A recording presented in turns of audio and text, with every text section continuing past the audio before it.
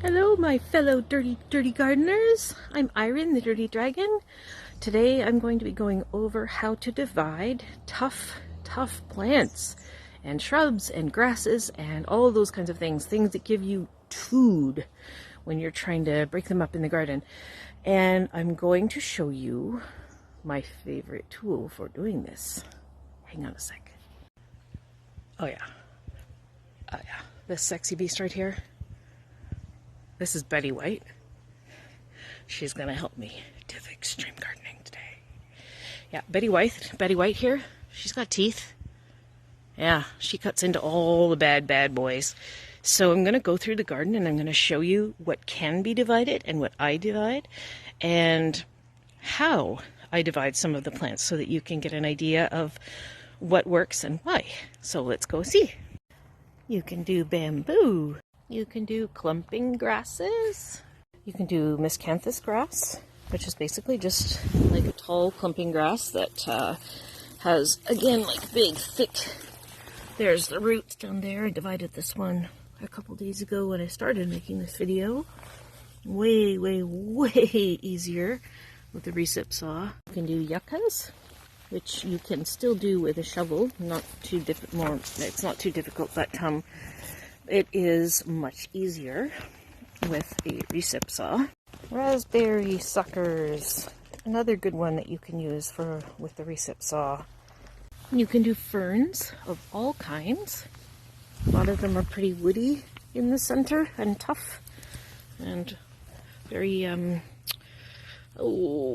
fibrous. You can do suckering shrubs like azaleas, and this is a spirea. Anything actually that spreads out in that form. That's a Caria japonica over there in the tub. Those are all suckering shrubs that can be very nicely divided with a recip saw. Phlomis, which I probably could do with a shovel, but I'm not gonna because I've got an easier way to do it. And lastly, we have phormium. Very tough to divide with a shovel. And very nice to divide with a reciprocating saw.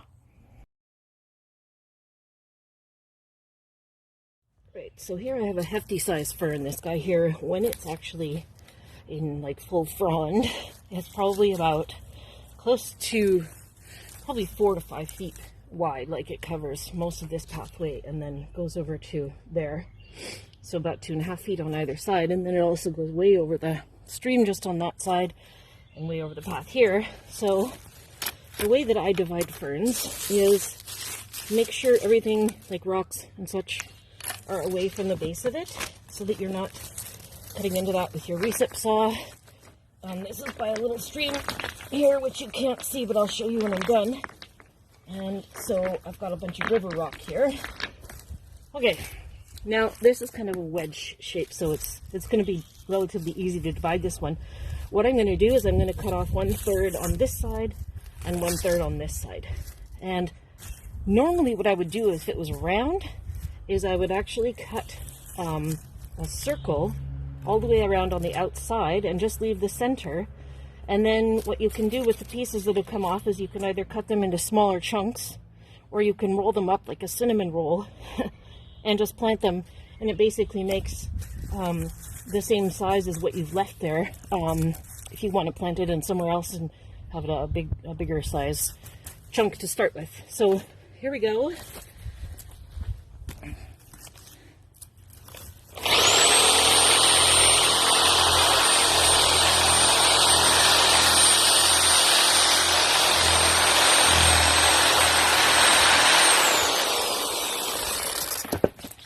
Alright, now this piece will come off super easily now. And of course with the shovel that's much more difficult. I'll have to still get in the shovel to get around the base there on the bottom on this side. But this piece here will come off nicely. Now I'm going to do the next one over here.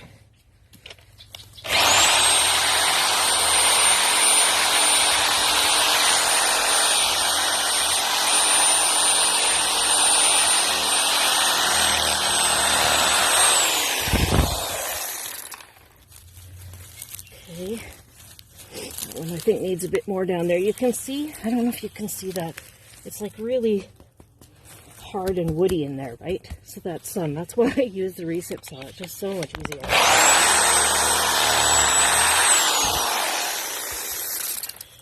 There we go. Okay. So now I can get my shovel and dig in at the base there. And this chunk should just lift out, and the same with the chunk on the other side here. And now my fern will be much more manageable size. So that's how I divide sword ferns. Now I'm going to go and show you something else. Right, so here's a clump of grass that's getting a little bit big too, and it's not unhealthy or anything like that. So I'm just basically going to cut it probably in quarters. And with a lot of grasses, clumping grasses, they tend to die out in the center over time, and they spread in kind of a ring shape. This is not one of them. This kind comes up wherever it's growing. It's not invasive or anything like that, but it's just, it grows to about maybe 3 feet tall and probably about 4 feet wide when it's fully bushed out. So it's just getting too big for the space. But if you have one of the kinds that looks like it's dying out in the middle, cut it in quarters and then plant that section. And then basically what you're doing is you're taking the healthy section. You can cut off whatever is dead on the center, and then you're planting that section, and it's going to start growing outwards again. So you'll basically just be rejuvenating your clump so that it's not looking unhealthy in the middle. But anyway, I'm just going to divide this one in 4 because it's just too big.